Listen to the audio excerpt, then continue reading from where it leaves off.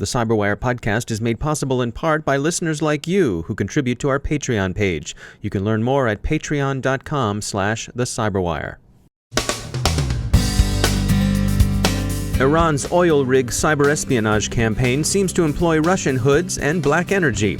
WannaCry recovery continues, but there may be worse to come. Still talking funny, the shadow brokers say you'll be able to subscribe to an Equation Group leak service next month. The U.S. Senate considers putting the vulnerability equities process on a legal foundation. NIST issues draft guidance on cyber executive order implementation. And political parties in Western Europe still stink at email security for all their worries about Fancy Bear.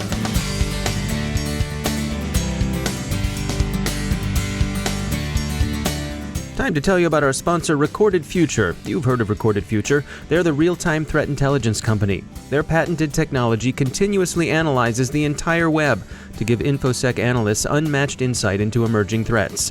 We subscribe to and read their Cyber Daily. They do some of the heavy lifting in collection and analysis that frees you to make the best informed decisions possible for your organization. Sign up for the Cyber Daily email, and every day you'll receive the top results for trending technical indicators that are crossing the web.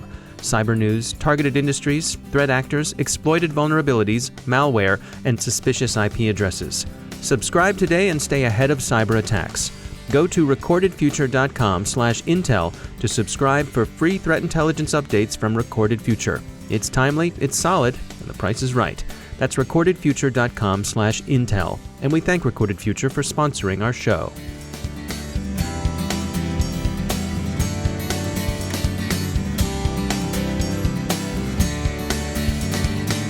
Major funding for the CyberWire podcast is provided by Cylance. I'm Dave Bittner in Baltimore with your CyberWire summary for Thursday, May 18th, 2017. We begin with news about matters other than the WannaCry ransomware pandemic. Oil Rig, a cyber espionage campaign generally believed to be run by Iran against regional rivals, especially Saudi Arabia, has resumed. This time, researchers at California-based TrapX Security see evidence that Iran is using the services of Russian cyber criminals. In particular, they're finding some use of black energy malware in the Oil Rig campaign.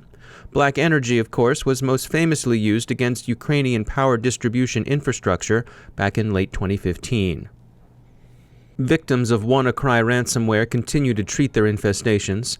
Researchers are increasingly convinced the attack was a North Korean operation that bears the fingerprints of the Lazarus Group, but the evidence remains circumstantial, the attribution preliminary and provisional. Other, better crafted and arguably more dangerous campaigns exploiting Eternal Blue vulnerabilities are underway, and they seem to be playing a longer, more focused game.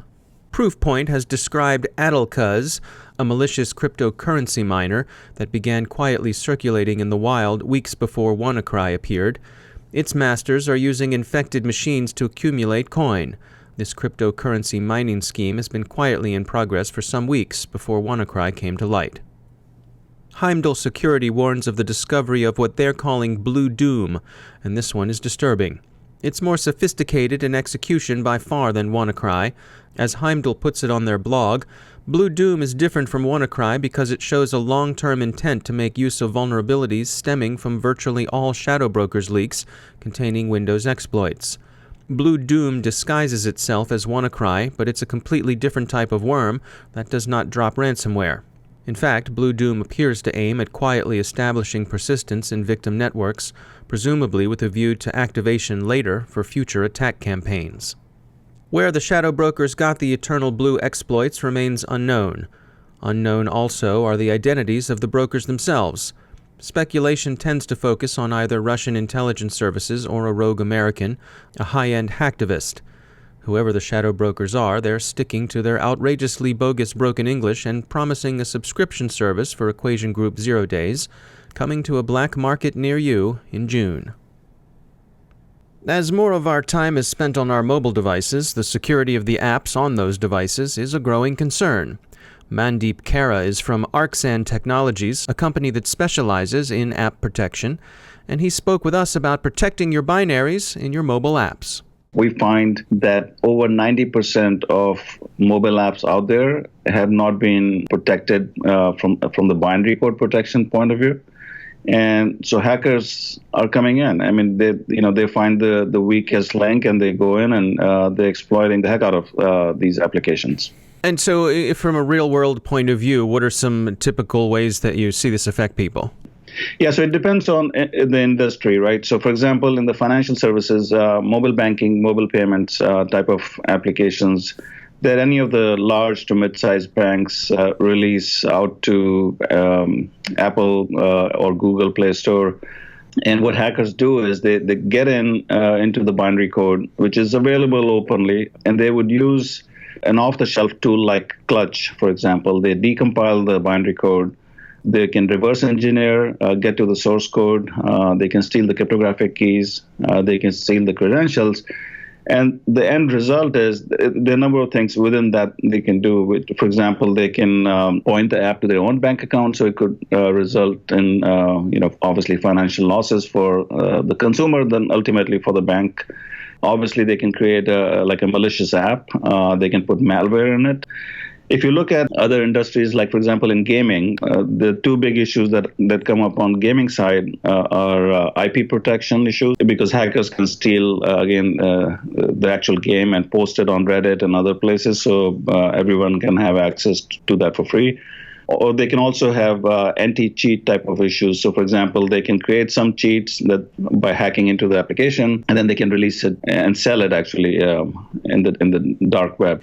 So, what are you recommending for how companies can address security when it comes to these mobile apps? I think the most important thing companies need to realize is that binary code is the weakest link, and it's exposed that hackers can get into, and so they need to protect that by doing things like encryption, obfuscation, and also making sure that there are checks in there so they can see when the attack is happening, and they can take an action if an attack is happening, those types of things. But beyond that, they also need to protect their cryptographic keys, which, if they're exposed, hackers can steal those, get back to the source code, and steal, basically reverse engineer the whole code. And one of the biggest issues right now that we find, and at least in talking to hundreds of CSOs that I've found, there's again a misconception that, hey, I'm storing everything on the server side. I don't have as much on the mobile app endpoint side, so I'm secure. And that is absolutely not true. And I think, again, once cryptographic keys are exposed, hackers can come back and get to the source code on the server side. So it's just they need to understand it much better in terms of what the exposure is here and how to fix it. That's Mandeep Kara from Arxan Technologies. The U.S. Senate is considering legislation that would take the vulnerability equities process out of the hands of the intelligence community and formalize it as a matter of law. The pending bill, the PATCH Act, the Protecting Our Ability to Counter Hacking Act of 2017, to unpack the forced acronym for you, defines vulnerability and establishes a mechanism by which disclosures would be made. The bill places responsibility for overseeing disclosure of vulnerabilities in a Vulnerability Equities Review Board to be chaired by the Secretary of Homeland Security. The board would set disclosure policy, and the draft bill expresses an expectation that the default position would be public disclosure, with the very large and flexible exception of vulnerabilities deemed to affect national security. NIST has supplemented U.S. President Trump's cybersecurity executive order with guidance on how agencies should implement that order. Public comment on the document will be accepted until June 30th of this year. It's good that NIST has done so, since its cybersecurity framework, formerly known as the Framework for Improving Critical Infrastructure Cybersecurity, is the armature around which the President's order is constructed. Finally, for all the concerns about election hacking in the West, security company Agari studied the state of email security in German, Norwegian, and British political parties. Some scored better than others, with Britain's Liberal Democrats and Greens doing best. But in general, they're all deficient in email authentication, with poorly implemented DMARC policies, that's domain-based message authentication reporting and conformance. Perhaps someone should remind the leaders of the various parties worried about Russian influence operations that email was, at least in part, the downfall of the U.S. Democratic National Committee. As our sponsors at E8 Security will tell you, bliss is not only knowing what's going on in your networks, but being able to distinguish the goodness from the badness. That's their promise for their behavioral analytics, and they're willing to show you too. So go to e8security.com/joyride for a small-scale checkout where you can see for yourself. Their behavioral analytics platform gives you insight into every stage of the attack lifecycle across your network, users, and endpoints, even those often overlooked little things in the Internet of Things. The bad actors can spoof an identity, they can steal a credential, but their crimes will betray them. That's what behavioral analytics can do for you. You can check it out for yourself at e8security.com/joyride. Don't let the data trees get in the way of seeing the risk forests, and enjoy the ride. And we thank E8 for sponsoring our show.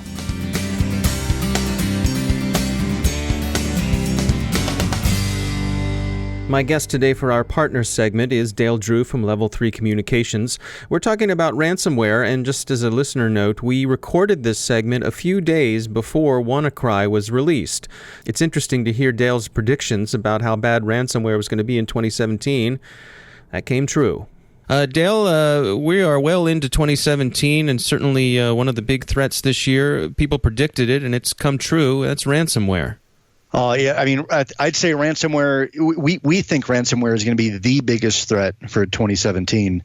Not only does it use all the traditional sort of deployment mechanisms, phishing attacks to be able to get an employee to click on a link, malware droppers to be able to deploy the ransomware, but it also provides sort of direct pay benefit for the bad guy.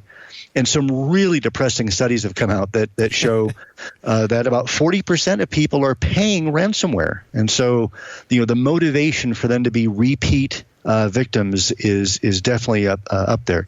They say that the average ransomware payout is between $100 to $500 per victim. And are they getting their data back when they pay? No, see, that's the thing is that in most cases, now in some cases we've seen some ransomware operators who actually provide the key. Our typical experience is we see a victim pay an escalation, and then the bad guy just disappears and does not provide the key to be able to unlock all their files. There's a remarkable finding about consumers and awareness of ransomware. Yeah, so this study from TrustLook was showing that about 45% of consumers have not even heard of ransomware as of yet. And the problem with that is that's the single largest concern that we have with regards to consumer-based security issues, especially ransomware, is that the steps to be able to protect yourself, even if you are a victim, it's really easy if you were just to make a backup copy of your critical files before you become a victim. Once you become a victim, then it's, all your files are already gone. And so it's just like ID theft, having protective mechanisms to protect your identity up front, like locking your credit history. Those things you can take proactively to prevent yourself from becoming a victim or better protect yourself once you are a victim. It really concerns me that 45% of consumers have not even heard of it and are just waiting to be victimized up front. Yeah, it's a tough thing to learn about the hard way.